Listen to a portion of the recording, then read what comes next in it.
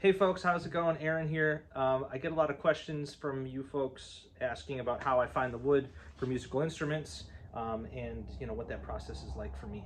And today, the wood, it found me.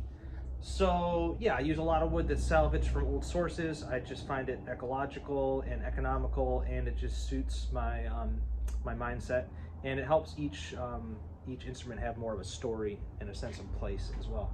So in this case, a guy off YouTube who I didn't know named Dan, he lives in Portland, said he had some wood stashed that he didn't use, and he'd be happy to pass it on to me for instruments. He's been involved in boat building and other woodworking stuff, but these pieces have been around a long time and they're not going to get used by him. So I said, yeah, come on up. And so he just left. And what I typically do with pieces like this when it comes to the shop is first I look for nails and screws and hardware so that I don't, mess up a machine or a blade. And then I test for moisture content just out of curiosity to see where it's at, give it an inspection, and then I usually plane or joint one side or one face so I can see what I'm dealing with, and it's easier to put up into storage and know what I've got. I also will usually label the end grain. I haven't done that yet.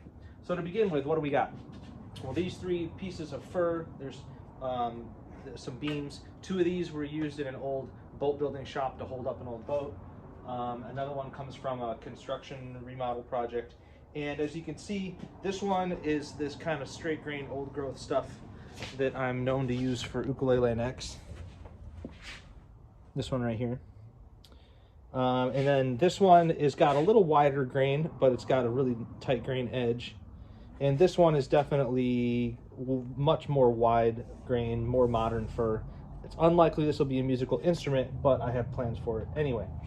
After that, he has this big board of big leaf maple, western big leaf maple. It's very colorful, it's pretty curly, and as a bonus, along with it, the edge had 3 big burls on it. So I've never used burl before, but I know that it's very popular in fine woodworking. So people use this for veneers, for inlays, for all kinds of stuff. So 3 big leaf maple burls and a big long curly board. Pretty cool. Down here is a nice little Oregon walnut board. The sides are curly. It's about enough to make a banjo ukulele rim. And then I have to hold this one up. This is from Hood River, actually. This, I think, is off an apple tree, and it's an actual branch joint, a place where a branch goes off. So these are pretty common in boat building, to find places where the tree makes a curve on its own. And I think it might be interesting. It's actually got some figure in it. It's very beautiful wood. I'm not sure what this is going to be yet, but it will be fun.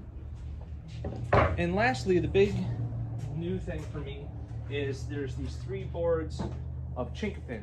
So that comes from California. It also grows in Oregon. Some people call it chinkapin oak. It's after working it a little bit, it reminds me of kind of like beech. I can understand why people would call it an oak as well. This board is quarter sawn. It's figured, and it's very beautiful. So I think this is definitely destined for musical instruments. The other 2 boards was actually 1 board sliced in half. There's a lot more cracks and checks in it, but it's still very beautiful, especially on the end grain, because this one's flat sawn. So I'm thinking this could be banjo necks. So 3 boards of this stuff. It's a new wood for me. It's very heavy and hard, and I think it might be nice. So that actually inspired me, this big nice board of chinkapin here. What if I did a builder's choice pair of instruments that's all California wood? So they can maybe redwood tops, redwood necks, chinkapin for the rest, or maybe a banjo with chinkapin and pistachio. So yeah, call me if those 2 should be yours, because that could be a fun project. So I will test these all for moisture. I'll label the end grain. I will put these away for a while, because even if it's dry wood, it still needs to hang out in my shop for a while before I use it.